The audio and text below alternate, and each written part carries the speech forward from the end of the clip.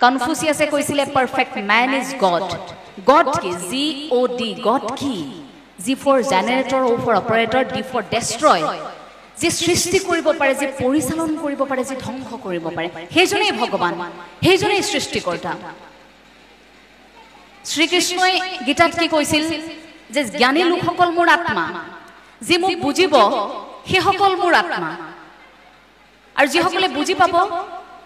সেইসকলে সেই আত্মাটোৰ সৈতে এটা সম্পৰ্ক মজবুত কৰিব অকল আত্মাটোৰ সৈতে নহয় আত্মাটোৰ পৰা পৰমাত্মালৈ আৰু এটা বাট আছে কিন্তু তাৰ প্ৰথম জখলাটো এই নিজৰ আত্মাটোক অনুভৱ কৰা